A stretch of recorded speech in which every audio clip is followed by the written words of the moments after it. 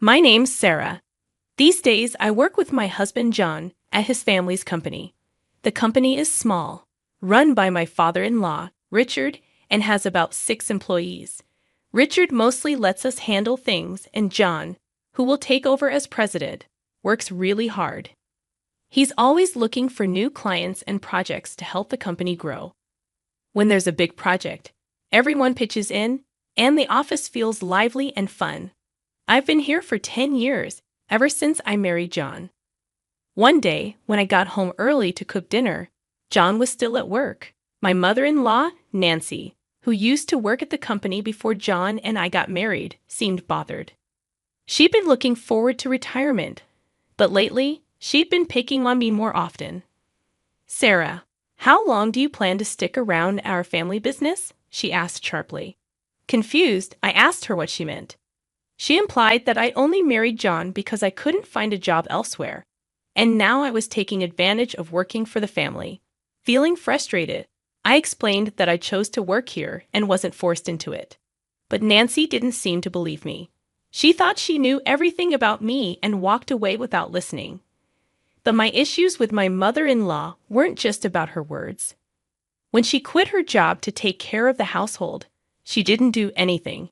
Even though my father-in-law asked her to help out with housework since she was home all day, she refused, saying, "I've worked all my life. Now it's the daughter-in-law's turn to do the housework." So it usually fell on me to prepare dinner. Nancy did whatever she wanted for lunch, but she never cleaned up afterward. Every day, when I got back from errands, I find a pile of dirty dishes waiting for me, which was frustrating and tiring. One sunny afternoon, I mustered up the courage to talk to Nancy about this. "Nancy," I said hesitantly, "I've noticed the dishes are often left in the sink. It would really help if you could clean up after your meals.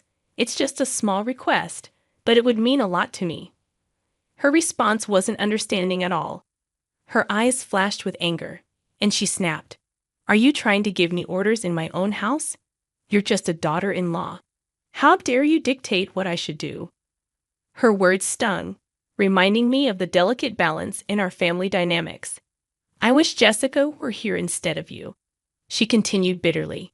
"She's far more considerate and understanding than you could ever be." Jessica, my sister-in-law, was ambitious and spirited.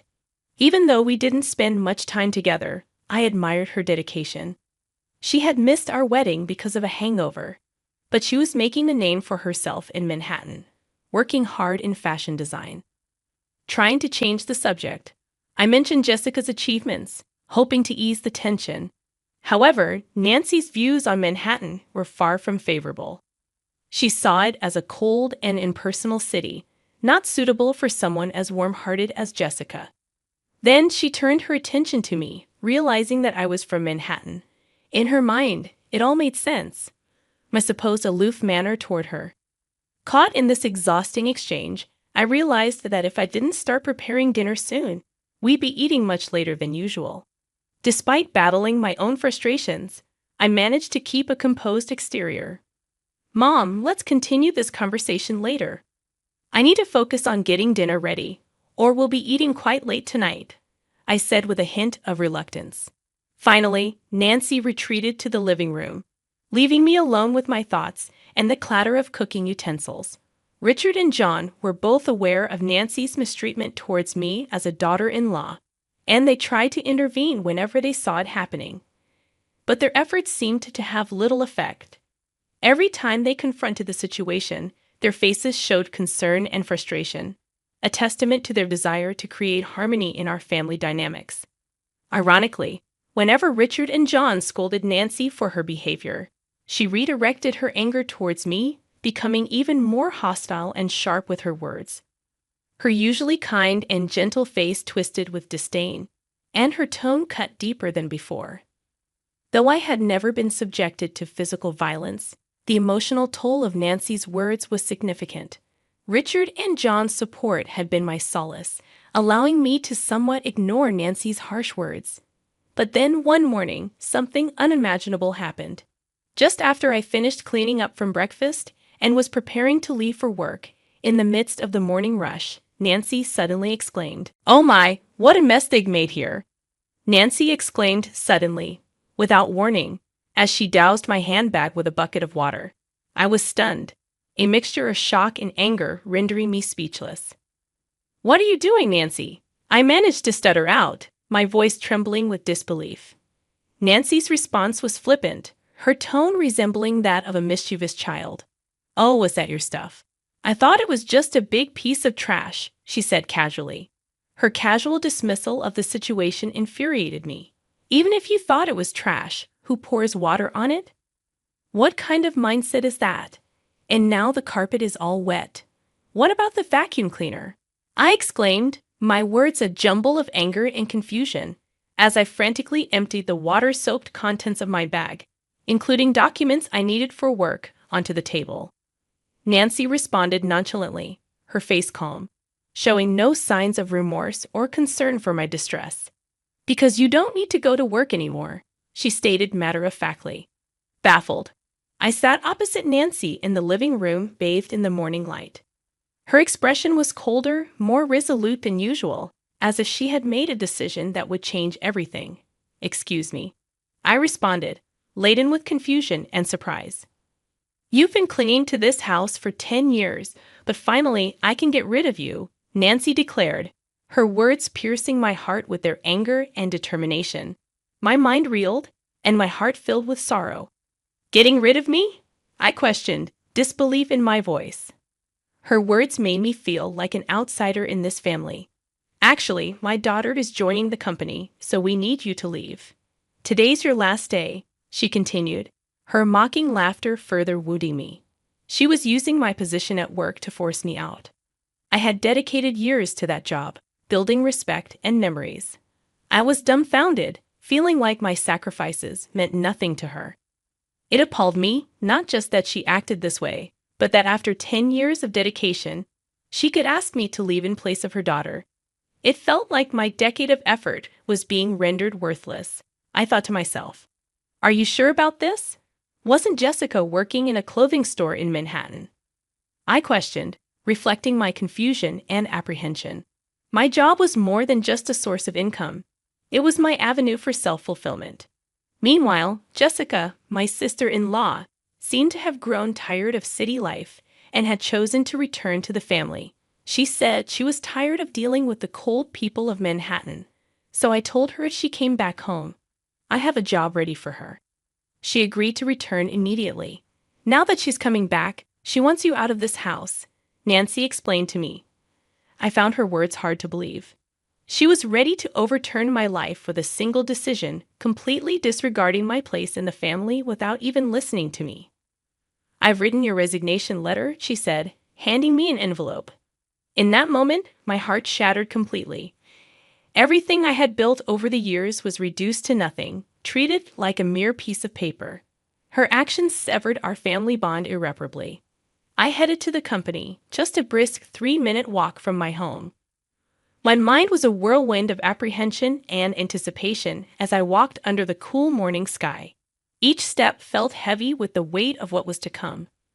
Upon reaching the office, I shared with my father-in-law Richard and my husband John. I told them what my mother-in-law had said. Their faces were a mix of shock and thinly veiled anger, yet they remained composed. They suggested that maybe, just maybe, it was time for me to resign to show her the reality of the situation. This suggestion sent my heart into turmoil. Having worked tirelessly in our family-run business for years, I barely knew what a long vacation felt like, aside from brief rests during Thanksgiving and the holiday season. Encouraged by John and Richard's gentle words, "Why don't you spread your wings for a change?" I made up my mind to embark on a little trip.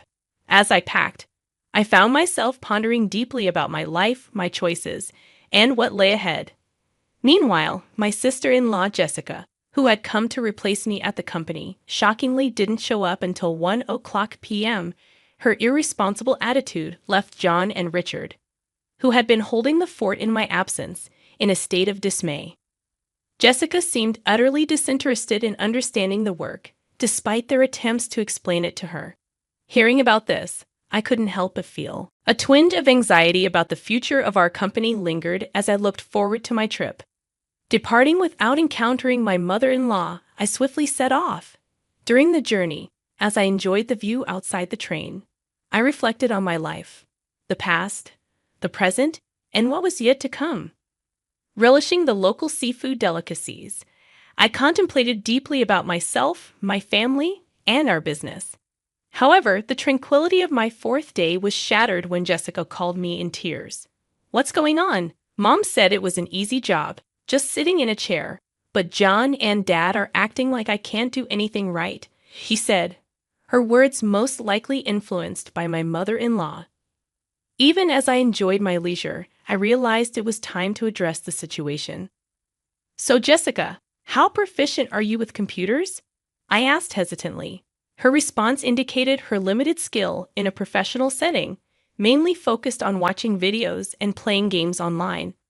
Considering her background in the apparel industry, I asked further about her experience with tasks like managing sales data in Excel or recording customer information in Word. She seemed puzzled, indicating her lack of familiarity with such tools. Digging deeper into her technical experience, I asked about image editing, video editing, or audio editing software. Her bewildered response suggested she had little to no experience with these tools. However, when asked about handling calculations for sales or filling in documents, she confidently stated that she could do that. This conversation shed light on Jessica's capabilities, highlighting areas where she might need additional training or support to adapt to her new role in our company. However, when probed further with, "Can you calculate tax too, right?" her confidence waned as she responded uncertainly. This question was a test of her mathematical skills and ability to apply them in a business context. While Jessica might have other skills, it was apparent she felt insecure about the required skill set for the job. Her discomfort seemed particularly rooted in her struggle with calculations, which could be why she faced criticism from Richard and John. First and foremost, it was necessary to give my mother-in-law and her cohort, who tried to oust me, a taste of their own medicine. "Since you're taking over my job, I expect you to handle the accounting tasks efficiently. Be mindful of email etiquette." A casual tone suitable for friends is utterly inappropriate for business communication. Also, you'll be responsible for scheduling the staff shifts. Though our team is small, everyone's requests for time off are carefully considered, so make sure not to prioritize your own convenience over theirs. As I continued to list down my demands, I could hear her sobbing on the other end of the line. "But I was told I wouldn't have to do anything. Why are there so many tasks? I didn't come back home for this," she exclaimed, abruptly ending the call. In the following 3 days, I decided to enjoy sightseeing in Manhattan, where Jessica had fled from. My experience taught me that not everyone in Manhattan is cold-hearted. In fact, it seemed rarer to find people as cold-hearted as my mother-in-law and Jessica, who had conspired to drive me away. A week after leaving my job, I returned to my in-laws' house. Upon my arrival, Nancy, with her face flushed red, confronted me with a burst of anger. How dare you make my daughter cry?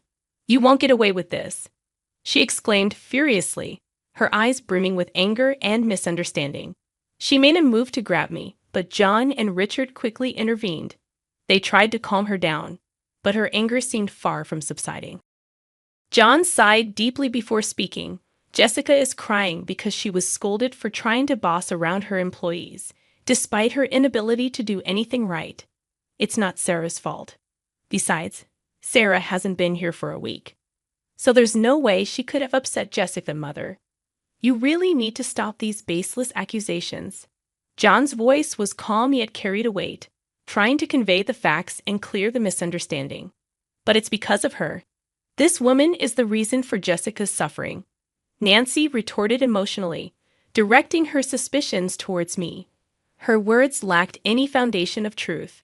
"Where is Jessica, by the way?" I asked, looking around the living room, but Jessica was nowhere to be seen. Her absence added more mystery to the already puzzling situation. "Jessica's locked herself in her room. She's been crying and saying she doesn't want to go to work anymore," John explained. It seemed like Jessica had run away from learning the job well. It was understandable that she would find it challenging, considering she lacked the skills to fill in for me. You've been poisoning John and Richard against me, haven't you? If not, they wouldn't say the company ran better with me than with the incompetent Jessica. Nancy accused me vehemently. Her words were filled with long-standing misunderstandings and prejudices, leaving me utterly perplexed. She seemed to have always viewed me as an adversary, her words reflecting years of misconceptions. John let out a heavy sigh, his face showing weariness and frustration with the tangled web of emotions in this family. He had tried repeatedly to resolve the misunderstandings among family members, but his efforts seemed far from fruitful. Mom, I know it might sound a bit odd coming from me, but Sarah is truly exceptional at her work. She has a certification in bookkeeping, and her secretarial skills are top-notch. Moreover, she has studied Spanish and even has experience studying abroad.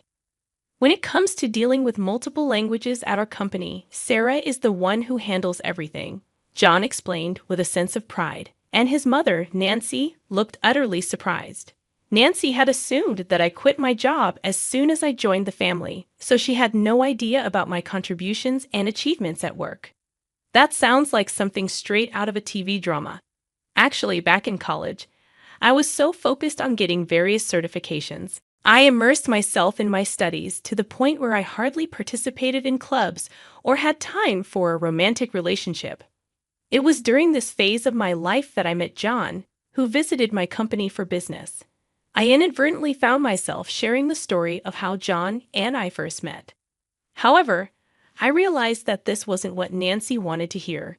I steered the conversation back to the original topic. In a nutshell, I was entrusted with a wide array of responsibilities at the company, from handling accounting tasks to schedule coordination, liaising with other companies, and managing employee shifts. There were numerous tasks under my purview. Thanks to that, I was able to focus on reaching out to other companies for business deals. The work environment became much more comfortable compared to the times when you were around. Mom, John added, leaving Nancy with her mouth agape in amazement. Just then, Richard, John's father, chimed in with a comment that took me by surprise. We're going to shut down that company soon. Actually, Jessica made a big blunder. Despite being asked to prepare some documents, she decided to handle phone calls because it seemed more fun doing so. While John and I were away, she ended up behaving rudely to the person in charge from Company A. Of course, I got a call to confirm this. Hearing this, I was so shocked that I instinctively covered my mouth with my hand. I can't believe Jessica would do something like that, I murmured, filled with disbelief. The thought that Jessica's actions might lead to the downfall of our company flashed through my mind, filling me with dread. However, as I wallowed in these anxious thoughts, the story took an unexpected turn. When I explained the situation, they suggested it might be time to end the family business. We had mentioned this to you before, right? About being absorbed by another company, John's father said. Then, the president of Company A stepped forward, saying he was interested if Sarah and I were involved. This was an unexpected yet long-hoped-for development. With a family-run business, there are limitations, and it's uncertain whether we could consistently acquire stable customers. That's why John had always been working hard in sales, trying to secure new clients.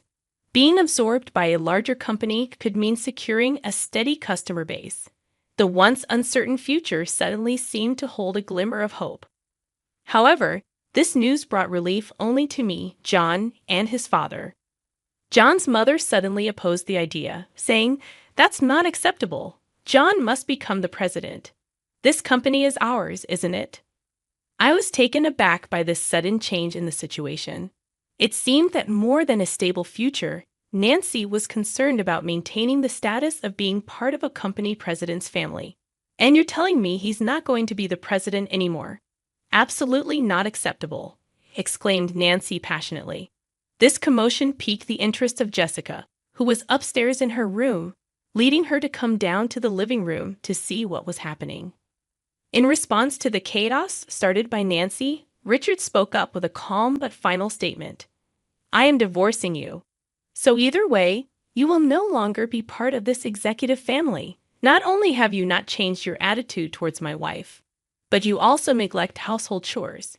To top it off, you spend your days out with young men instead of being home. I have no intention of supporting such a wife any longer. This was news to both me and John.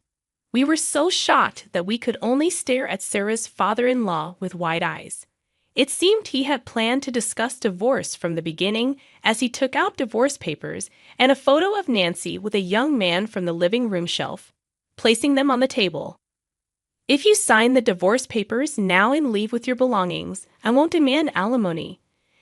I know getting any money from you would be futile anyway. Futile. Divorce? How can you say that? Haven't I devoted myself to this house all these years? Nancy exclaimed in disbelief. Have you done any proper housework in these last 10 years? Have you ever helped with the business? Does spending someone else's money on young men count as devotion to the house?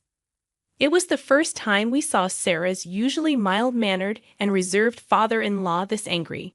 Seeing this, Jessica, who had come down to the living room, was visibly trembling from the shock. Jessica, you're part of this too. You came back home because you couldn't make it in Manhattan, and now you can't find a job but still act all high and mighty. In the end, you stopped working entirely. Whose escapism did you inherit? It's time for you to leave this house, he continued. Next, we saw Jessica's shock and resistance. She believed she was an important member of the family, but the reality was different. Wait a minute, Dad. Mom might be at a lost cause, but I'm your precious daughter. Right? The family conflict deepened as Jessica voiced her concerns. Jessica asserts her place, revealing her betrayal towards her mother. Jessica, are you betraying Mom now?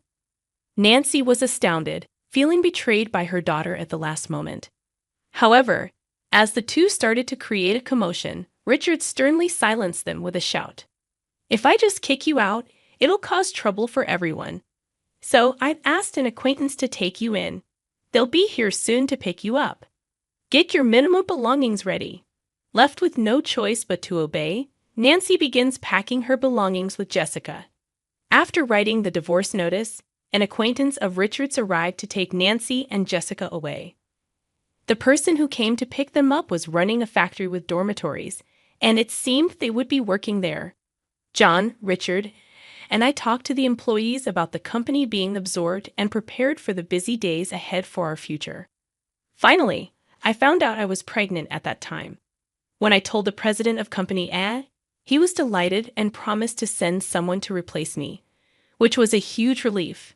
Currently, John and Richard are working even harder for the sake of our upcoming child.